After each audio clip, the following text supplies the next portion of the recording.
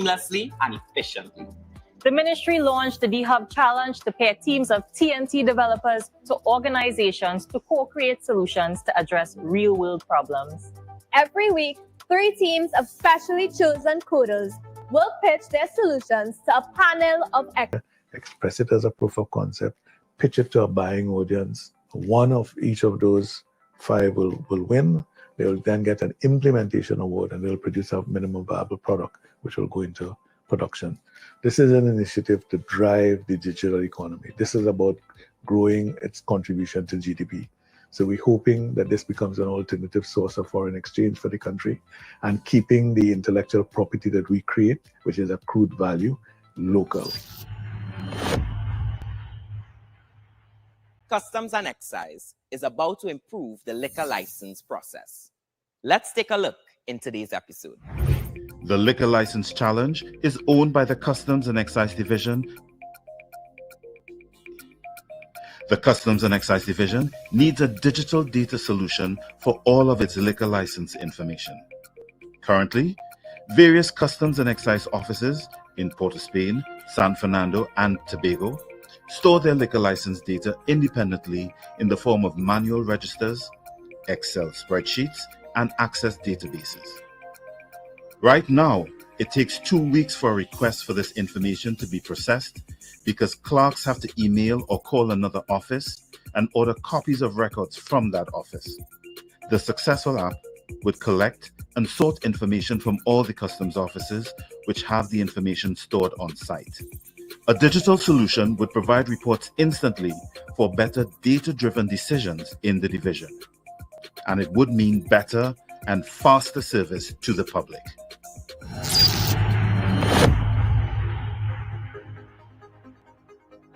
Let's meet our panel of judges for today's challenge. Carla Hooker, a Customs and Excise Officer 3 in the Customs and Excise Division, Ministry of Finance, has had a varied and distinguished career path. She worked at the Ministry of Agriculture, the Ministry of Sport and Youth Affairs, and the Service Commission Department before the Ministry of Finance. She uses her MBA and other leadership training as she lectures at the Customs and Excise Training School and participates in its strategic and operational aspects. Michael Blackman is a retired Comptroller of Customs and Excise, a post he left in 2018 after entering the division in January 1994. Michael served in various managerial positions in the Customs and Excise Division, including Officer in Charge of Angostura. Michael served on various cabinet-appointed multi-agency committees and chaired a regional customs-related steering committee. He now does customs consultancy on a limited basis. Lisa Maria Alexander is CEO and Chief Strategist of the Leadership Experience. She is a certified chartered director and a gender consultant in the Caribbean on behalf of the Inter-American Development Bank. Lisa Maria was recently certified as a balanced scorecard professional. She has degrees in industrial management and advanced marketing.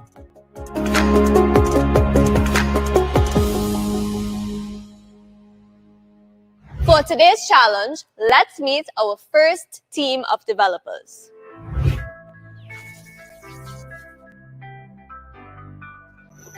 Akshay Siddharth from Kuva, the first member of Team Developers, says his goal is to be a data scientist.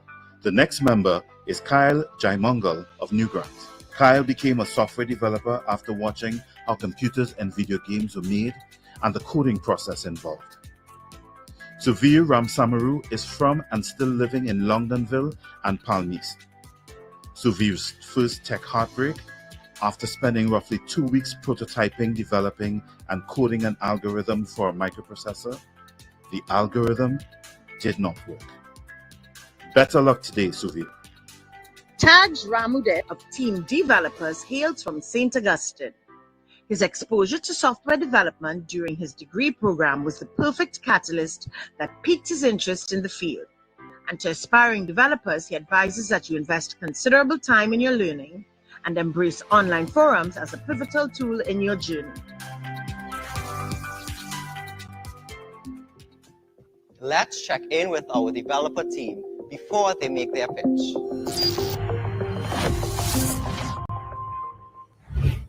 We went to university together and did the same degree at UE, electrical engineering. And after that, we heard about the competition. Well, I actually heard about it from a colleague, and then I suggested it to them. It was a way for us to apply all the skills that we learned through in our degree. I was kind of really happy to be able to work with all four of us together. And that was mainly my motivation to do it. We're all friends, so we tend to kind of go off on tangents, and maybe it doesn't help the efficiency as well as we wanted to. We wanted to kind of touch on every single aspect of what we wanted to develop. So I do feel like maybe if we had more time, we'd be able to touch on more of the added features we wanted to do. But I feel like we had a pretty comprehensive POC that shows what we're capable of doing and shows what our final solution will be able to accomplish. I think the biggest support would be amongst ourselves, keeping each other in check and ensuring that we all did the best that we could do. Kicking things off, let's bring on Team 1, the developers.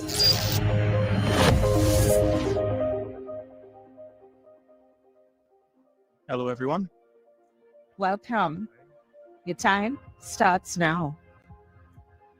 Hello, everyone. Once again, I have established this is my associate Akshay. We are half of Team Developers, and we'll be presenting our proof of concept, the Liquor License Management Challenge. Our team consists of a blend of recent and current students of the University of West Indies, focused on our vision to digitalize all of the government's processes for Trinidad and Tobago to enhance service and efficiency. The main problem is that the CED uses outdated and manual processes for the majority of liquor license management, which increases workload and decreases efficiency. Based on this, we were able to identify 3 main factors we believe contribute to the problem, and we're able to use them to design our final solution. Firstly, data access.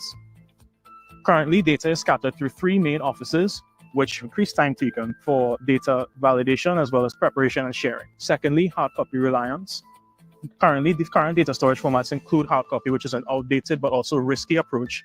There are risk involved with manual upkeep, which include damage of data and loss of data through misplacing, as well as time taken to search through files. Finally, inefficient workflows.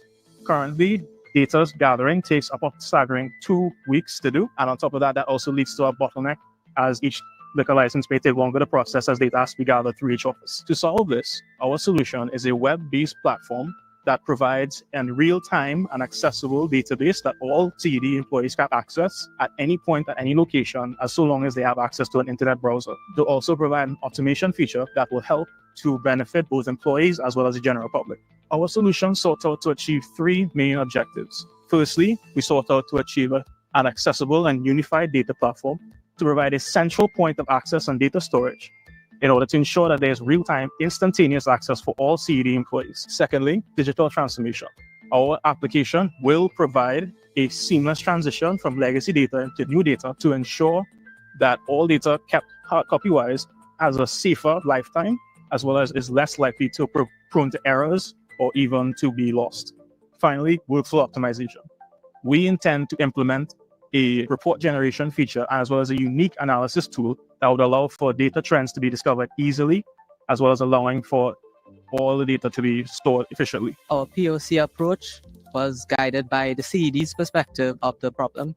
It began with a Q&A session to grasp the core issues being faced by the CED, followed by a site visit for a more in-depth analysis into their current systems. Collaborative workshops were alongside our ongoing development, enabling us to continuously refine and successfully deliver our POC solution. From this research, we were able to craft a scalable web-based application that laid the groundwork for our final solution.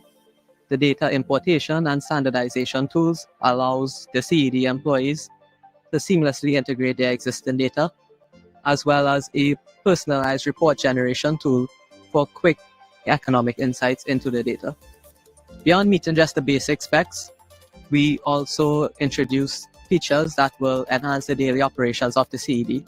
This includes our unique analytics tool that would allow for data-driven decision-making, our unique ticketing system for managing entry of premise visits that could potentially be automated in future advancements, as well as a tailored dashboard for license holders to view and monitor their license data and statuses.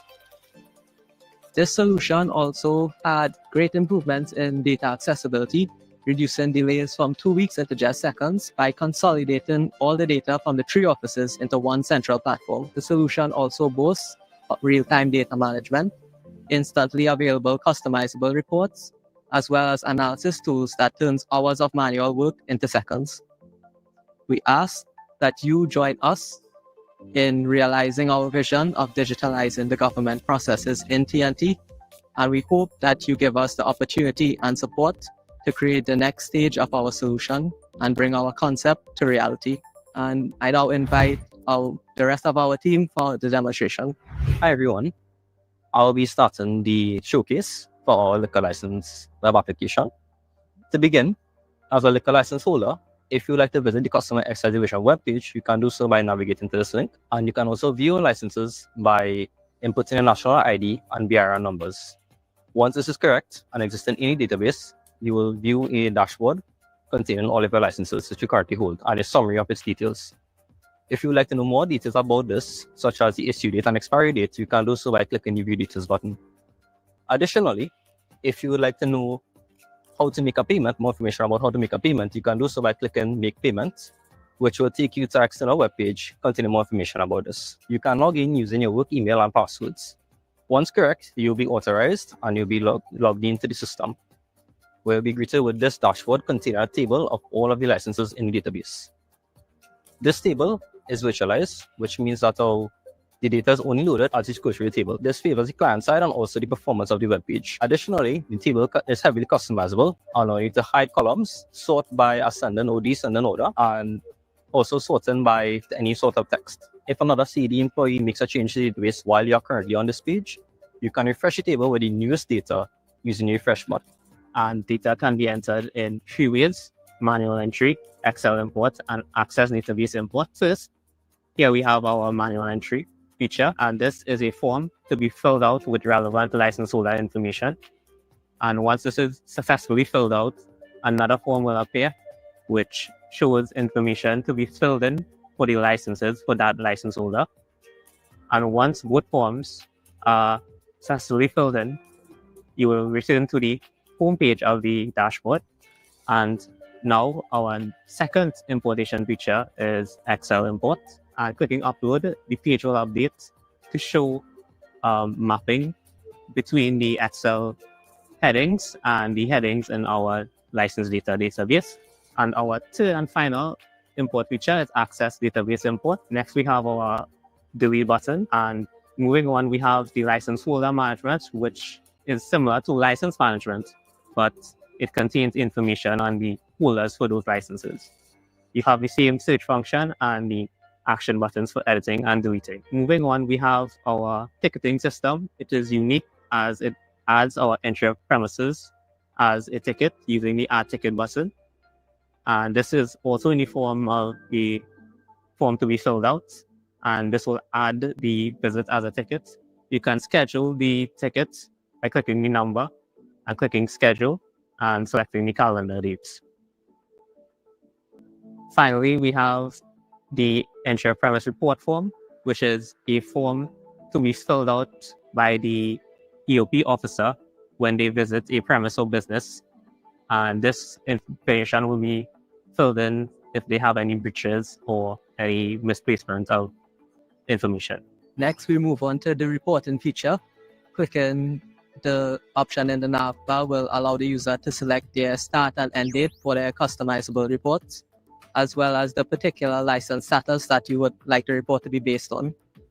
After this is selected, you can click the download license report button, and this will load the report into a new web page. This is a customizable report that is generated based on the data you selected. So you would have the total revenue generated for the option, as well as the number of licenses for that status for the period. We also created an analytics page more focused on revenue.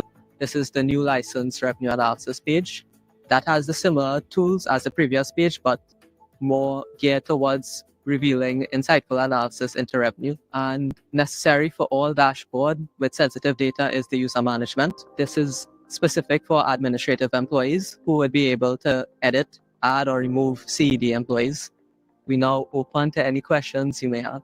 Is this app usable or the system usable for an officer out on the field? Using the web framework, we catered for both mobile and as well as local desktop applications. So if an officer is capable of bringing either a tablet or if he wants to use his mobile phone, that is an option for him. The website will scale down to accommodate his needs, and he'll be able to access the website as long as he has internet connection as well as an internet browser. You talked about the user, somebody going to get a license, a bar or whatnot. Could you just zero in on that process a little bit in terms of functionality, accessibility as a user who may or may not be as savvy to be able to, what's required of the user? As of right now, this does not accommodate specific applications. However, if somebody was to access this and they'd like to learn more, we have offered links to Customs and Excise, the actual website, to allow them to find out more information about applying for their licenses. In the future, right, there is the ability to offer that. We do offer them the option to apply. That will go through the system. This was part of the automation procedures we were mentioning. Right. In the event that they do want to apply, this website is fully capable of accommodating it as so long as the development allows. It will not be, it's not like we have to make significant changes to framework in order to make it happen. Right. This is one of the main reasons why we went with the website. It's the most scalable and the most developable option we could come up. But to also answer your question, should they want to view their own licenses, should they already be a license holder, there is the option that we try to make it as obvious as possible. To say, if you want to view your licenses, you simply view your licenses, your national ID and your BIR. So simple information that should be readily available for a normal business owner. Right. They can utilize that information, log in, and they'll be presented in a simple tabulated format on our dashboard, all the licenses for them to view. That you've ever applied for? No, these are the licenses that exist within your database. So tell me, if I wanted to apply for a license, I would be able to go online and I would be able to prosecute all business online and also make a date for the visit to my premises. This is specifically about the final solution, because the POC as of right now does not accommodate that. That was not one of the requirements for this. But in terms of the final solution, yes, that is something that is very much possible. As I said, it's one of the main reasons we went with a website. It's a scalable and very development-friendly option. So if you were to want to apply, as of right now, as I said, we can only really route you to the Customs and Excise Division for more information about that. But if you wanted to do it through here, it is possible. The way we probably go about that is that you would be able to submit your forms that you would have filled out. I know that sometimes agency will do it for you. You fill out your forms, you submit them here. Regular license, as I said, and also we have a ticketing system as well that could be expanded to provide tickets for incoming applications. So you would come here, a CD employee would view your ticketing information on the ticket, say this is a applicable license that you want. We have the dashboard. The application may come up on the dashboard. You can see your status as well as when there is a final schedule for your EOP visit. It can appear here, and then officer will come, he will give you his verdict, or maybe he'll show up here, and when the license is approved, you can receive notification of that. Developers, thank you so much. Thank you for your presentation today. We appreciate seeing all the developers. So it's great that you brought your team, and we have some clarity around what it is you do. Your primary users, I can see, is in fact the challenge holder, but you have the scalability to go to the end user as needed. That's my understanding. Okay, wonderful. Thank you so much today. All the best with this project and all the others you have in the future. Thank you very much. Thank you for your time. Thank you for your time. Thank you. Oh.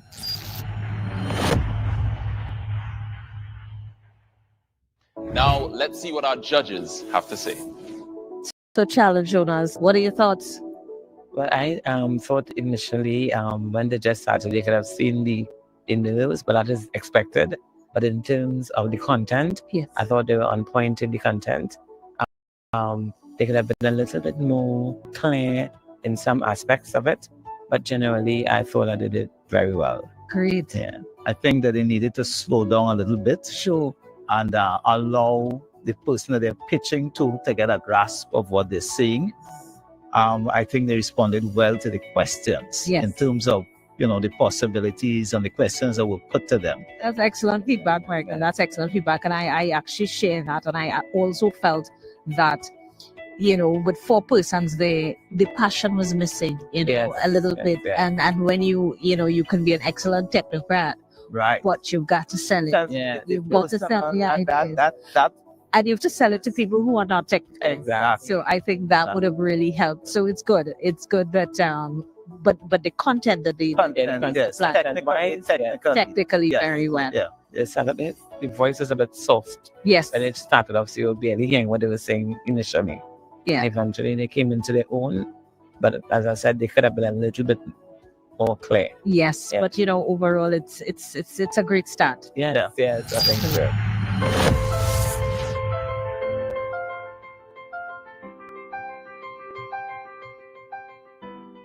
We faced some challenges through this, and we seem to power through it. The idea of a company was always tossed around, but after successfully completing this, I think we have a more serious approach to actually completing projects and meeting the requirements. It was actually quite enjoyable to work together as a team, honestly. Even though there was sometimes some sessions where we just were completely blinked, we were still able to make fun of it and continue to push off the next day. Things that strengthen our bond. Yes, for sure.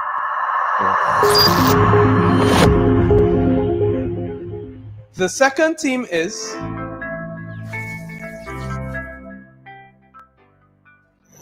111 Technologies is the one-man team of Tyrell DeBeek. From Maloney Gardens originally, he's now resident in Santa Rosa Heights. His coding creativity is sparked by considering user requirements and considerations towards user adoption. His advice to young developers: the tech industry is evolving rapidly, so staying adaptable and exploring new technologies would set you up for success. Let's check in with our developer team before they make their pitch. Prior to starting 111 Technologies, I was a full-time visual artist. When COVID hit, I turned to Jamila and said, well, nobody's going to be buying art right now because that's a luxury. So that I had to find something else to do. Well, 111 was established to provide solutions where we saw that solutions were necessary. That was always what we saw that we would do. So for us, this is another opportunity to provide a solution. But Tyrell and I are, in that way, very patriotic. So we're always looking at, hey, there's a gap here, there's a gap there. So it's an honor to be able to do it, to actually even be here and to provide a solution. And it's an opportunity for us to create something that people would be able to use and would actually impact the way that they work. We are still unknown. This is a good opportunity for good PR and good marketing. I have noticed that since our names were released and images were released, that our LinkedIn connections have increased from different persons in different fields. And you need this kind of PR because everybody likes to bet on a winning horse. Win, lose, or draw, this works out. This has begun to work out for us. When we win, it will work out even better.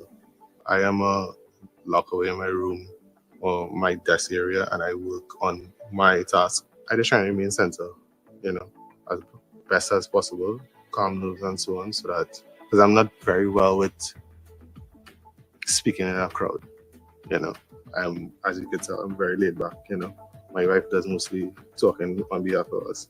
So this is now a reversal of roles, So right now, just to get myself in that kind of headspace to explain my concept, pitch it properly, and then see what happens after that.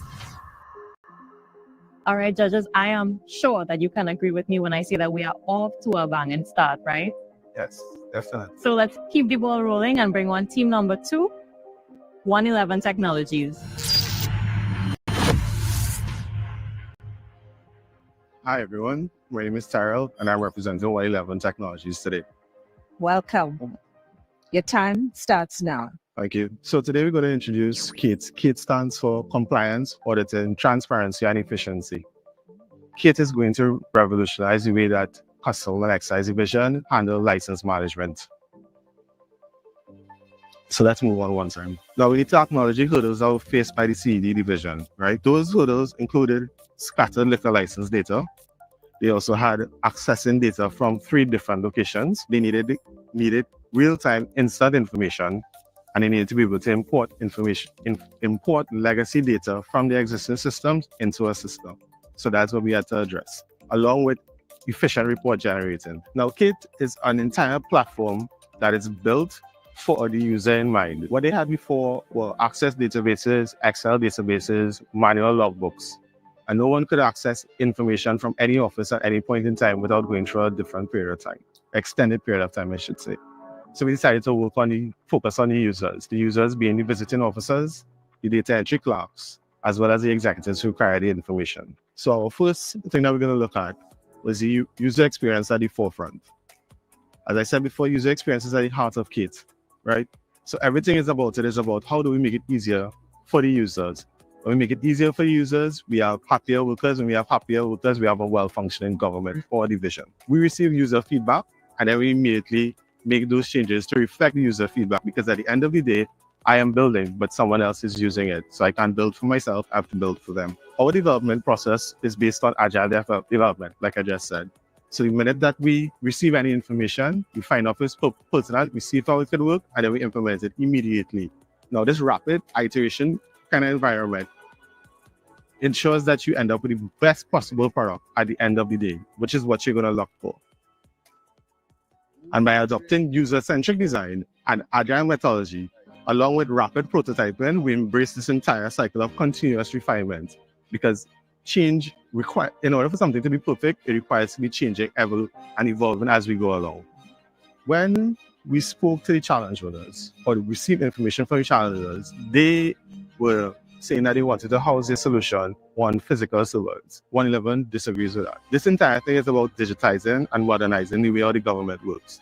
Now, federal databases in the United States of America are hosted on servers online. The Trinidad and Tobago government is comfortable using the Microsoft ecosystem, Microsoft Azure, which is their online hosting. That is very secure to the point that federal databases are used by that. So we are recommending, in order to migrate across from physical, which has additional items of rent, maintenance staff, security, air conditioning for these servers. We can save all of that and put it into somewhere that is secure and ensured by a company that they already have a relationship with. And because it's on the cloud, it is scalable all the way through. Now, this foundation as well allows us to, again, innovate continuously and ensure that KIP remains on the cutting edge of technology. So because it's on this digital server, what is going to happen is that in the minute that any change that is seen to be useful, we can implement it immediately. So the only thing we have to work on is user adoption from there. That is my time, and I'd like to move on to my app demo, if you're okay with that. We have 3 teams that are vying for this competition, for this particular challenge. And all these teams are tasked with the same thing: clean up data and create a database. Now, that is what I did, right? I can point out to you how it reflects the color story and the branding of the Customs Excise, which you requested. I can draw your attention to the high-level statistics that are dynamic and always current and changing on every day, as you can see. I can even demonstrate how we can create new data, how we can read and update present data, and how we can delete data. If we were out on the field and we had no network abilities, no Wi-Fi, no internet, I can even indicate to you how it has offline capabilities. So visiting officers can now go and implement and enter data, and then when we reach back to a secure network, the information is now updated to the database. But like I said before, it's a database. Every one of these teams was chosen for a reason. They had the technical ability to do this. So at the end of the day, everybody's going to show the same thing. It's just the only thing that's going to be different is the cosmetics. I can even try to go a little bit further and show you that it's mobile responsive. So that it can be done on a laptop. It can also be done on a phone. Thank you for your attention. And I'm open to your questions now. Thank you so much, Durella, for quite an innovative way of presenting there today. So I'm going to lead off with the questions, because my question is along the users. You know, tell me, what have you considered so that the average citizen who's going for a license has a better experience based on what you prepared? This same application form was built to be so simple for the data entry clerk, and then tested with someone who had no idea about the project, no idea about what data management was, and we asked them to fill out the form. And in no time, they were able to understand that this is what this does, and this is the purpose of it. They were able to see all the different type of licenses They were able to see what was available to them and what was not available to them. So, in order to that was part of future proofing it. So what we would do is that we would simply take this same form and we would post it on a separate application, but all that data would go back to the same database that is housed and operated by CED. And by it being on a mobile phone, and again on the cloud, the minute that license is approved, the applicant will be notified immediately. So therefore, that cuts down the time. And not only that cuts down the time, but that also cuts down on lines. That cuts down on traveling time. That means that someone can set up their bar, hotel, restaurant, event today. And once everything is in order and they be approved, then they can start operating by the next day. You are almost 100% sure that most presentations would have almost the same thing, say for one aspect of your presentation, which was your ability to think about problems and deal with it before they actually presented themselves. Mm-hmm. My question is, what gives you that confidence that the problems you anticipate will in fact be the problem that the people you want to sell the program to will encounter? Will you be getting feedback from people in the field? Have you yourselves, have you guys gone into the field to get a first-hand experience of what it is like to have to go through the manual system, and therefore you understand what is required? I wouldn't say that it's confidence, I'll say experience. I have been a field service agent before. So I understand that sometimes there's information that you don't have on hand at the point in time. And I understand that sometimes there are problems like that. We won't ask to develop a mobile version of the application. But the minute I heard visiting officers and they need to go and visit somewhere, they also need to take photos. Maybe they need to capture signatures. There's no need for a clipboard. There's no need for a sheet of paper. There's no need for a pen. They will always have problems that I didn't think about. And that's why we are focusing on user-centric design and user feedback. If it's a problem, if a visiting officer tells me that don't work, then we need to go back to the team and say, guys, the end user is saying that don't work. So what can we do to make it work, or what is the alternative to it? And that's the approach that we'll take for the entire duration until we get it right. Developer, thank you so much. Thank you for being innovative even in your presentation. That's an important part of selling your good idea. So congratulations on just looking at it from a different perspective, and we wish you all the best. Thank you very much. Thank you.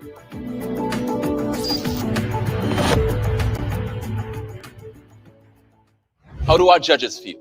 Let's check in. So, challenge owners, wow, he gave us something to think about. Yes. What was your thoughts? I found that the presentation was very interesting. The way that that team chose to present their solution to our problem was quite interesting and different to what you would normally see. Different good? Different good, yes. What about you, Michael? Well, I think it was clearly articulated. Yeah. Yes. And, you had an opportunity to really follow what he was saying. Mm-hmm. It was very engaging. Yes, yes. I think it was an excellent, cleverly orchestrated presentation. Yeah, I definitely would want to recognize the fact that they went over and above and they looked at who is going to give the solutions rather than the solution itself, which is sometimes half the battle. I mean, I hope that you were able to follow along and you were able to really get where I was going at. After finishing the pitch, is there anything that you would have changed or you have liked to change? No, not really. Not really. I thought about it for quite a while, and I'm confident that this was the way to go.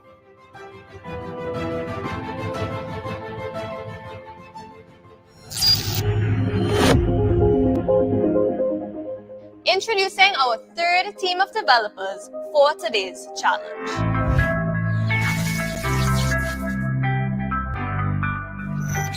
Trini Code Hunters member Angus Chai Hong hails from Chaguanas and says he's here for the challenge as well as the monetary reward. Varendra Baldeen of Princestown. Varendra never planned to go into software development. He just went with the flow out of school and ended up pursuing it as a career. Next, team creator Julie Koon Koon from Arima.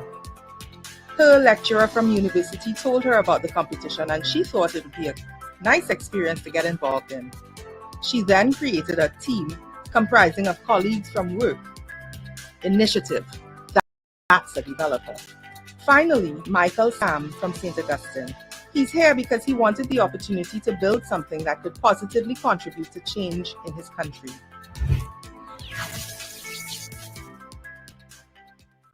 Let's hear from our developers before their pitch. I actually heard about the contest from my professor at UWI, and I work with these guys, and I know that they're really gifted. So I was like, all right, let's make an A team. It took a little bit of convincing to get them to agree because they're gonna have to sacrifice a lot of their time. But after we got past that level of convincing them, we had a really nice flow going. My background did start off in software development, but I've been kind of away from that for a bit. I'm more in databases now. So this was an opportunity for me to kind of get back into the core of software development. I wanted the opportunity to be able to develop something that would be used by members of the public in my country. So for me, it was more along the lines of patriotism. All right, team. Last moments before you head on to pitch. How you feeling? A little bit on nerves, but we ready. Yeah, same. All right, judges, are you all ready to see our final team for this challenge? Absolutely. Yes. Awesome. So introducing last but certainly not least, Team 3, Trini Code Hunters.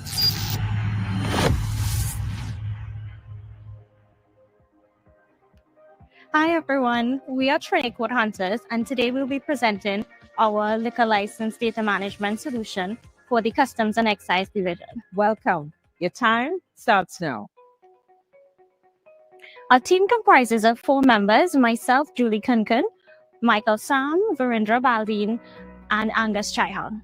So our team recognizes the pivotal role that the Customs and Excise Division plays with managing and overseeing the distribution of liquor licenses in Trinidad and Tobago. We are pleased to present our solution to help streamline as well as simplify the current processes. So what is the problem faced by the Customs and Excise Division? So currently, information on the liquor license data is stored on manual registers, Excel spreadsheets, database access, and information retrieval is quite difficult. In addition to this, the information is decentralized. So information stored at one location would not be stored at another. For example, information stored at the San Fernando branch would not be found at the Port of Spain branch. And the current way that the system works is that to retrieve this information, they'd have to call persons, send emails, and so forth. And this is quite timely. So this leads to long lines, excessive customer wait time, the information not being readily available, as well as staff burnout. So what do we propose to combat this issue? Our team proposes a liquor license data management solution that consists of a customer web portal. This would be used by customers to input data, information, as well as get status updates and so on. It also consists of an admin portal, which would be used by administrators of the Customs and Excise Division to update these records as well as modify and use this to send back feedback to customers. It will be networked offices. This means that information throughout all 4 offices will be readily available to staff. It offers robust data security through role-based access as well as validation checks. It also has a simplified workflow due to it having the customer login page and the admin login page, which kind of streamlines the data flow. So what do we propose? Our solution offers a clean, simple user interface for customers to upload their information as well as get easy updates. The information stored is also stored on a centralized database, which means that information is readily accessible through all of the different locations. The system is also built using the solid development architecture, which offers a scalable, robust software platform. The system works by providing input screens for the customer to apply for their license or the admins at the Customs and Excise Division. Those applications will then be processed by Customs and Excise Division officers, and the application will also allow them to schedule entry premise visits. And the output from this would be all the reports and necessary data that the Customs and Excise Division needs. Right? Our approach, we went and did site visits to gather the information within the current processes. We used that information to develop our database to make sure we could contain all the information that we needed. We then worked with sample data, making sure that we were able to capture everything. We developed our front end, which would be for the customer or for the admin user. And we tested and then reiterated where needed. Our team is ready, willing and equipped for proof of concept as a modular framework, and the benefits, the system has maintainability, and we have a lot of production experience as well. So we'll now go into the demo. So it features a login page. This is the admin login page. So upon logging in, this is a demonstration of what our dashboard would look like. It currently pulls information from the databases and gives you at a glance reports or statistics. This is tied into our reporting system, so it's modular, meaning that we can liaise with the challenge owners and add statistics that they might want to see at a glance. So this can be modified. At the moment, this is what we opted to show for our demonstration on the page.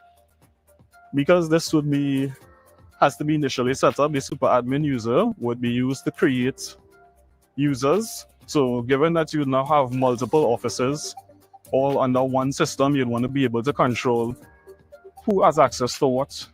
So we built a permission management system to implement role-based access control, where you would come in here and you would initially create an office.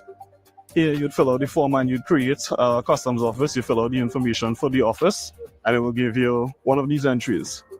After creating an office, we can then come in and select add departments for the office. So because they do have field officers that do the entry and premise visits, you can create a department for the field officers and you then have rules in that department.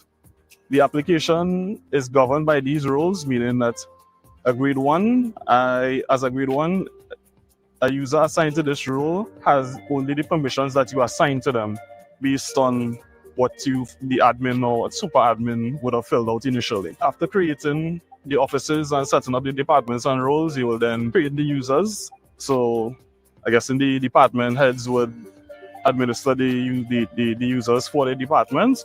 And here you'd fill out the form. So with John now created, John can be contacted and let him know that his account is ready and he can now log in and begin working. Here we come and we go to the new client section. This is where we'd initially fill out the information for new customers that wish to apply for a liquor license, assuming that this customer doesn't want to go through the front-end portal. So maybe it's a person that's not as technically inclined and they want to come in and fill out the forms. The administrator would then take the forms from the customer and fill out this section where we have the information that the customer would provide.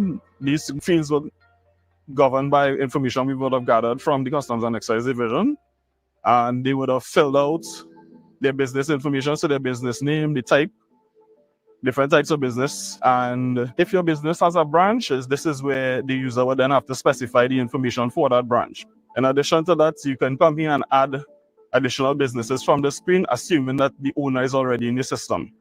If the information on a branch changes, and for example, the contact information, this is where you'd come and you'd edit the contact information for that person and update the information for the particular branch. As for the application process, when a customer fills out the form on the front end, they fill out the application form and a new entry is generated in this table. Here is where the back-end process, I guess all the validation that the Customs and Excise officers would go to the other external stakeholders to verify things like building plans, etc.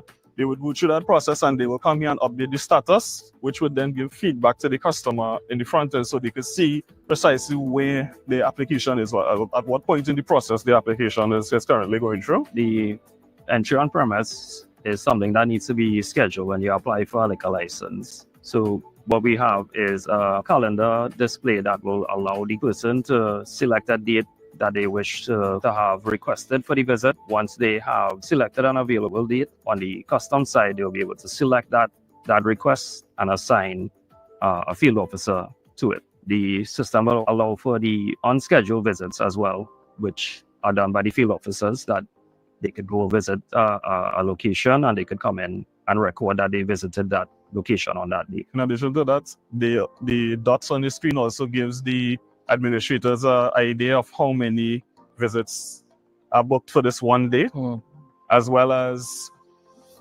when it comes to assigning field officers to go visit a premise.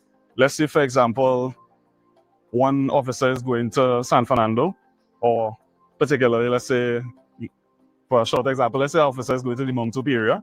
You would want to do all the businesses in the Mount Hope area on that same day. So you would, because the address is shown here, it will give them an idea of how many people they can assign the same officer to, so that they can account for the area that that officer would be visiting and kind of maximize on their time. That covers our demonstration for today. Do you have any questions? Yes. Challenge owners. Go ahead. Certainly, very good presentation.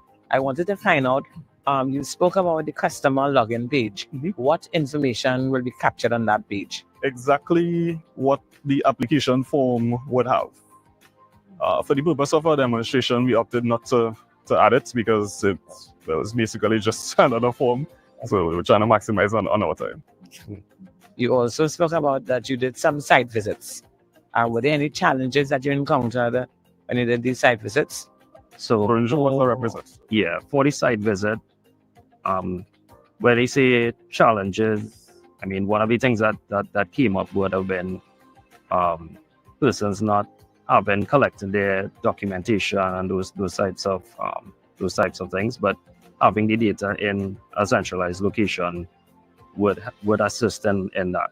Tell me about, the sort of time as an officer in the field that this will facilitate in order for me to upload a license or start the process. So because this is web-based, it can be accessed from any device, including mobile devices. So officer in the field, rather than having to come back to the office to do something, can just pull up the information in real time and see what information or update any information that this client might have on the system, and without having to transit back to your office to do it, as well as you mentioned, one of the challenges were getting information from between offices.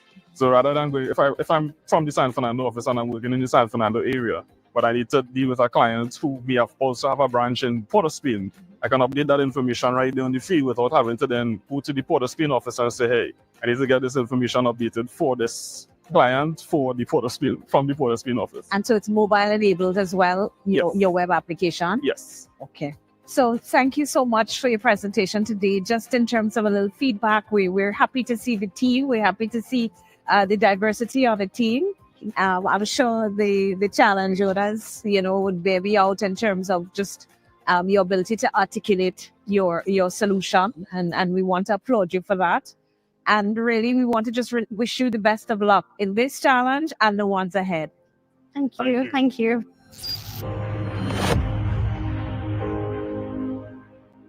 Let's find out what our judges have to say. Well, I found that they were really exceptional in their presentation. What I liked, how they started, they identified what the problem was. Right. They started at that first point and then they moved on to the approach, how they're going to solve this problem. Yeah. It was a kind of easy flow from start to the end. It was very easy. Well for them. structured. Well Yes. structured, yes. So Michael, your thoughts? Yeah, I made some notes because they were very engaging. They had me riveted. It was refreshing to actually see when people had that opportunity to speak about what they had developed, actually see it in action, actually see them manipulate the system. Right. And so that was extremely, extremely refreshing. I thought that was very creative, very innovative. And they also covered various scenarios in the demonstration. And then the fact that they spoke about having done the site visit and the function testing. Yeah. It gave them a little added but They did their homework. it gave you more confidence in what they're selling us, right? I think it was a well put together Yeah, presentation. it's not going to be an easy choice. It's not going to be no.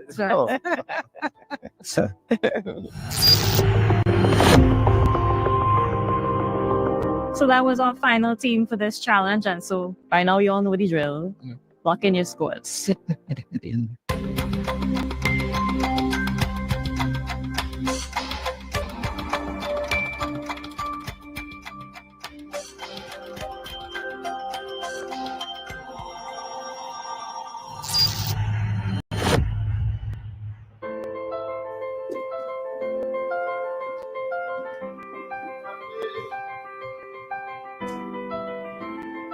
Does she like Felicity?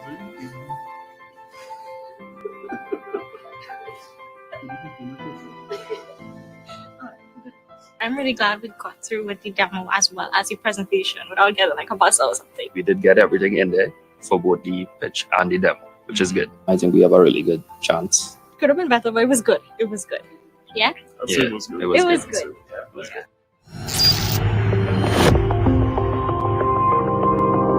So we just saw 3 innovative solutions from 3 ingenious teams. Okera, how are you feeling? I mean, to be very honest, I feel amazing. I felt like there were so many personal highlights for me, but I want to gauge the judges. Judges, each of you guys, what were some of the highlights in this particular episode for the Customs and Excise for you? Let me start with Mr. Blackman. Oh, thank you. I think one would be the fact that they took the time to do the research and that the solutions were very, solution-based and based on the actual problems that would have presented themselves. And of course, like I said, what was very refreshing was to actually see one of the systems in operation. And obviously, the developers have thought about the end user, because many times things are developed, but obviously they would have thought about the person who has to use it at the end of the day. And they have even extrapolated it a little further in terms of the public use as well. So that was absolutely great. Thanks so much for that, Mr. Blackman. Ms. Hooker? Well, for me, the presenters demonstrated that they did their homework from the perspective of identifying what the problem is and coming up with solutions. And they also exuded a lot of professionalism. All the teams were very professional in their presentation, so that was quite refreshing for me. Love to hear that, Ms. Hooker. Lisa Maria? Well, I am really blown away by the level of innovation that we saw in this challenge, and people stepped it up a notch in terms of being able to deliver not just what the challenge owners wanted, but going beyond. There was a lot of future proofing in terms of the solution. So I think it's a real standout. Love that. Thanks so much, judges. What I think was also, encouraging was the fact that one of the teams dealt with a scenario where the person is not techno-savvy. So they actually had a solution that dealt with someone who can't go online or an elderly person who chooses not to.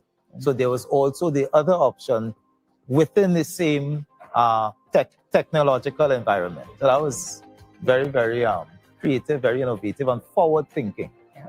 Thanks so much, especially Mr. Blackman, because I feel like sometimes we don't always think about the entire ecosystems and all of our citizenry. And that just leads into my next question. In terms of the tech talent that you guys saw displayed before you today, what do you think that augurs for our development in terms of creating a digital Trinidad and Tobago? I would say it was marvelous. I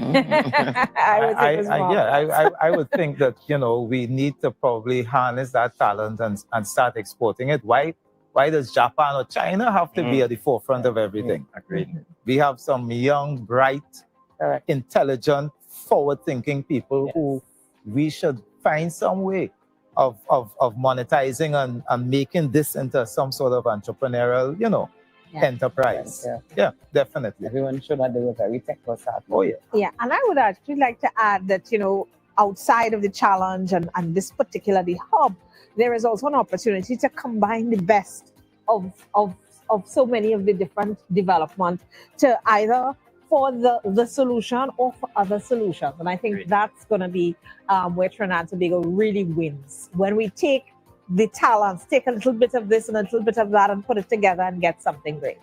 Definitely agree with you there, judges. Yeah. Any final remarks across the panel? This was a very refreshing experience for me. I really enjoyed this entire experience, and I hope that we will have much more of this in the future.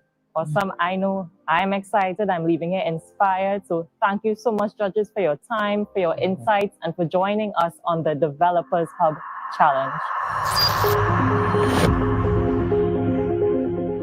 That's it for the Liquor License Challenge. 3 teams based in communities across the country, all trying to solve a common problem we face as Trinbagonians. There are 5 D-Hub challenges. Keep watching to find out how local developers solve problems in Trinidad and Tobago. And that's it for this episode of The D-Hub Challenge.